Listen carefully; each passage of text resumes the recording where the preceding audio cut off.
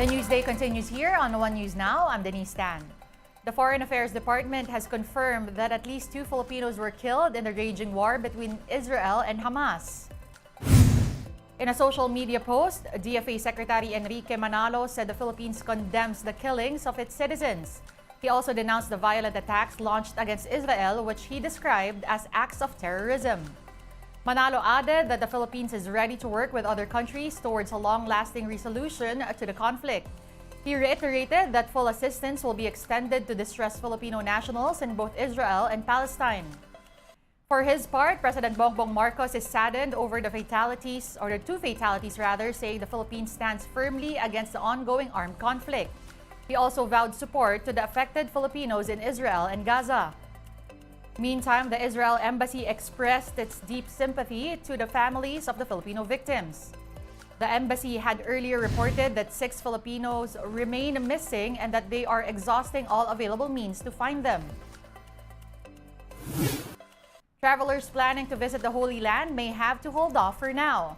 The Philippine government is recommending the halt of all trips to Israel in light of the atrocities there. Elaine Fulgencio with the details. Many devotees flock to Israel every year to visit pilgrimage sites in the Holy Land. Israel is home to some iconic sites and is one of the most visited countries in the world. Tourists can explore the Jordan River, Dome of the Rock, Mount Zion, Garden of Gethsemane, and the Church of the Holy Sepulchre. Agnes and her husband are set to visit Israel this month for the renewal of their wedding vows. But their travel agency canceled their tour because of the Hamas attack on Israel over the weekend. Nakaplano na to parang 2 years ago pa. Kaya somehow na-disappoint kami nung nalaman nga namin. Kasi nagpe-prepare na kami, nakaayos na yung mga gamit.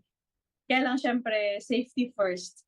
Kaya sabi namin siguro may other time pa naman. Tsaka may tiwala naman kami sa travel agency na hindi naman nila kami lolokohin. Kasi alam namin maayos naman silang kausap. The travel agency explains that their clients' safety is a priority, even if they have to deal with airlines for the rebooking fees.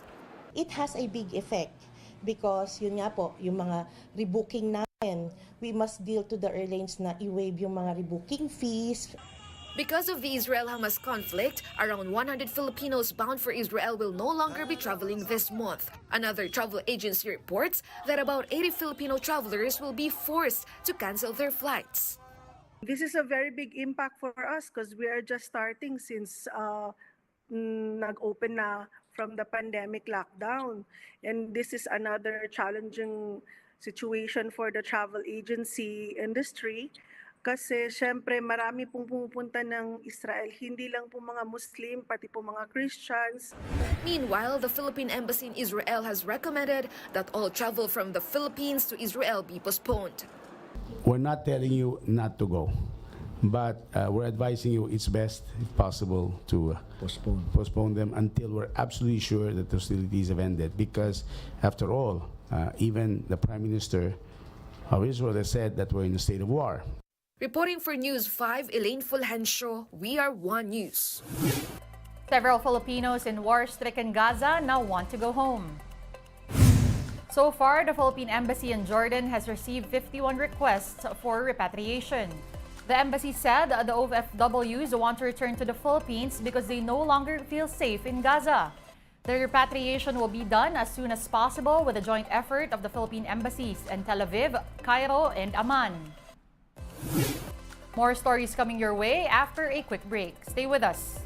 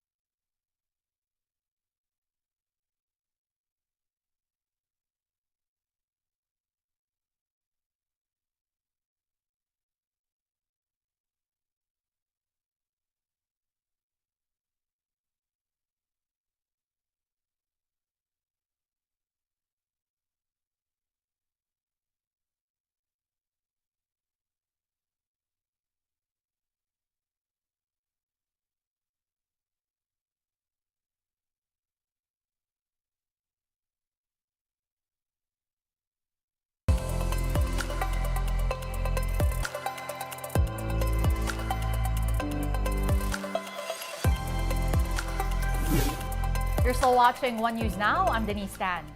Both houses of Congress have denied having confidential funds. Senate Secretary Renato Bantog said they only allocated a budget for extraordinary and miscellaneous expenses amounting to over 330 million pesos. He added the Upper Chamber's Oversight Committee will study the confidential and intel funds of all government agencies and will realign them accordingly. Bantog reiterated there will be no confidential funds for the Senate this next year. As for the lower house, Representative Stella Kimbo has this to say. Squarely, wala pong confidential funds ang Congress. Yung pong sinasabi na 1.6 billion ay extraordinary expenses. Magkaiba po yung confidential doon po sa extraordinary. Yung extraordinary po ay fully auditable. Yung extraordinary po ay yung katulad po halimbawa ng expenses during calamities. Meanwhile, Senator Sonny Angara says canceling the confidential funds of civilian agencies is not a done deal just yet.